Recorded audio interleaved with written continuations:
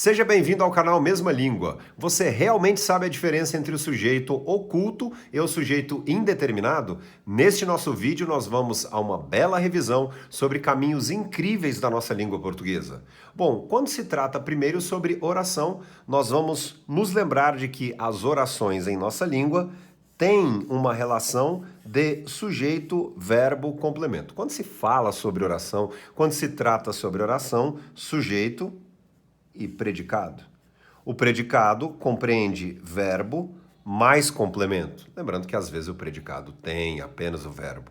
Vamos a um exemplo clássico em que encontramos sujeito, verbo, complemento.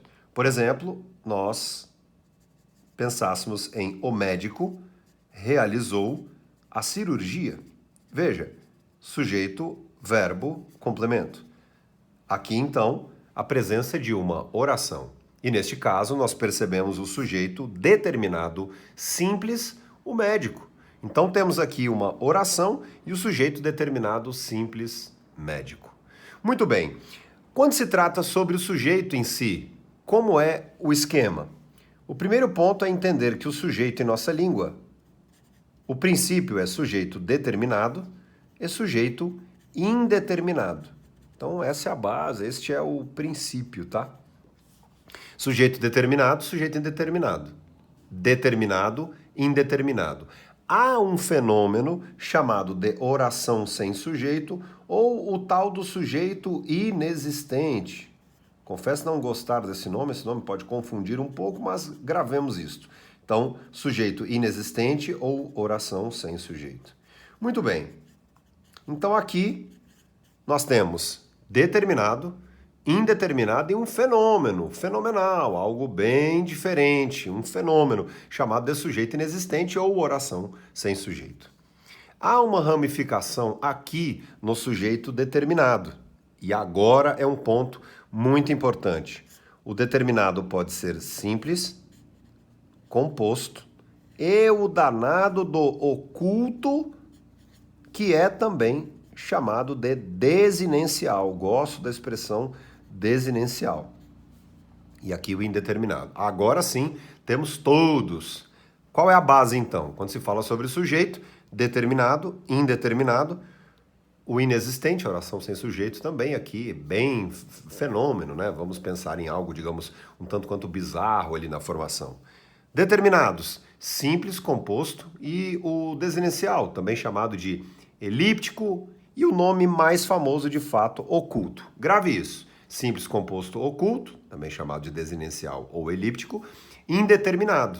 Então, vá verificando já sempre, sempre verifique, tá? Então, neste instante, verifique, ó, simples, composto, elíptico, oculto, desinencial, oculto, de cal indeterminado, inexistente. Muito bem, a noção sobre SVC e tal. Memorizou? Perfeito. Agora, vamos adiante com o seguinte. A noção sobre sujeito. Bom, sujeito é o responsável pela ação. Então, quando se coloca o seguinte, o sujeito é o responsável pela ação. Por exemplo, em uma estrutura como eu empurro a cadeira. Veja, eu empurro a cadeira. O sujeito é simples, neste caso, o sujeito eu. Perfeito?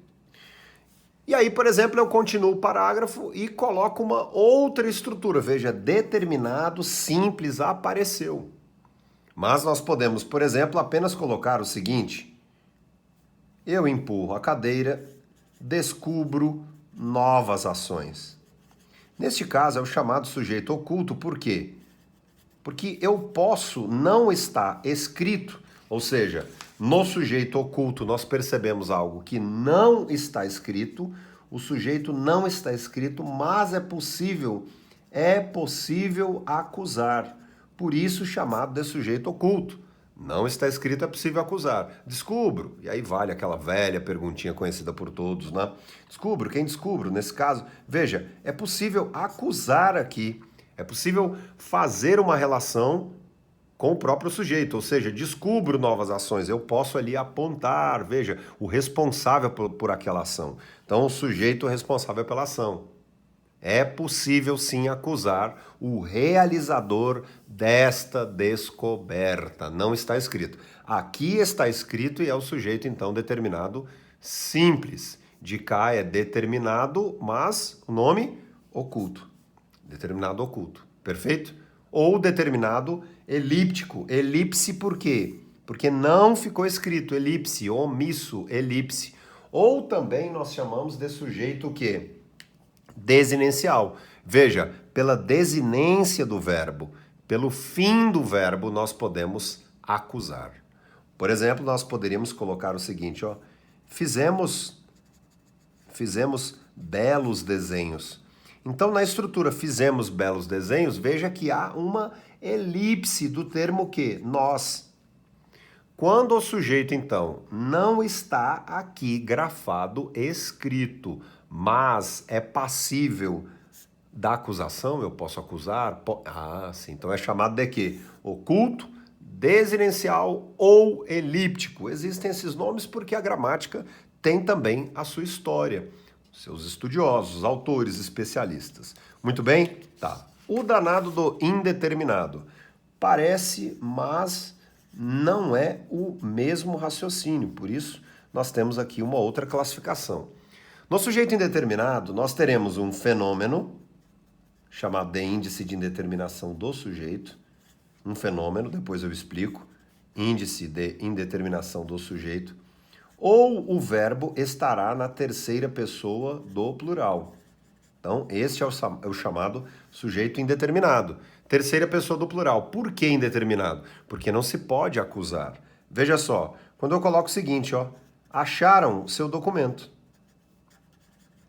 Quando se coloca uma estrutura como acharam seu documento, nós podemos afirmar, sim, então eu vou entregar ao Oswaldo uma recompensa. Não dá para se saber, não dá para se determinar. Nesse caso, o nome do sujeito é bastante interessante porque não se pode acusar. Ou seja, acharam seu documento quando o verbo aparecer na terceira pessoa do plural e não se pode de fato acusar, o sujeito então é chamado de indeterminado.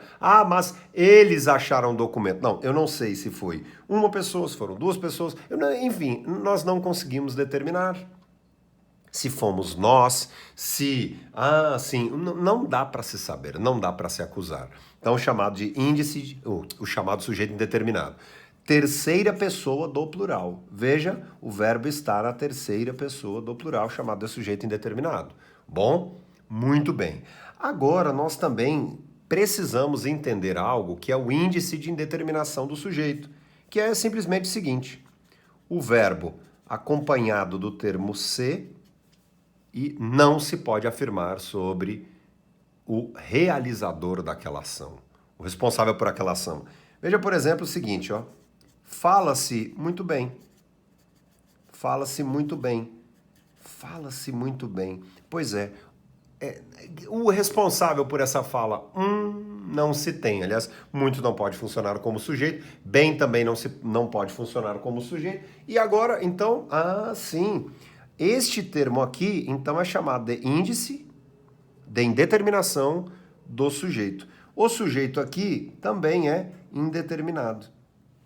Um caso muito comum, um caso que eu também sempre falo lá no meu Instagram, @DiogoArraes, um caso bem interessante é o seguinte: nas famosas placas pelas cidades, quando se encontra, por exemplo, precisa-se de vendedores, precisa-se de trabalhadores. Aliás, o verbo aqui apenas na terceira pessoa do singular. Isto aqui pode funcionar como sendo sujeito? Não, por que não pode ser o sujeito? Bom, em princípio, teoricamente, não há sujeito preposicionado. Veja que isto aqui é uma preposição. Ou seja, isto é uma complementação aqui da ideia do verbo. Então, neste caso, o precisa-se aqui é índice de indeterminação do sujeito. O sujeito aqui também é indeterminado. É uma boa dica, sim, perceber a preposição, mas não apenas isto.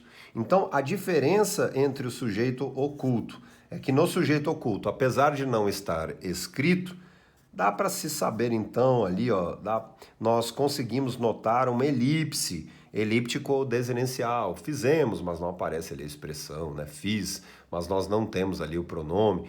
Nós podemos, sim, acusar uma pessoa que previamente também pode estar ali no próprio texto. E no sujeito indeterminado, nós notaremos o verbo na terceira pessoa do plural e também pensaremos em que? Na existência do índice de indeterminação do sujeito, IIS, índice de indeterminação do sujeito, como aqui em cima, e vale sempre nós nos lembrarmos da regra da inexistência do sujeito preposicionado em praticamente todos os casos. Sobre sujeito inexistente, eu explico em um próximo vídeo aqui. O vídeo nosso, diferença entre sujeito oculto e indeterminado, também aquela noção boa, né, sobre as orações, a relação de sujeito, verbo, complemento. Curtiu? Clique em curtir, ative as notificações, divulgue o canal Mesma Língua. Aqui há muito espaço para criatividade, palavra, língua portuguesa, comunicação, dia a dia pessoal, dia a dia profissional também. Quer se dar muito bem, então, em relação à palavra, você também pode me seguir pelo Instagram, @Diogo Arraes. Todas as outras informações aqui nos comentários abaixo. Tchau, tchau!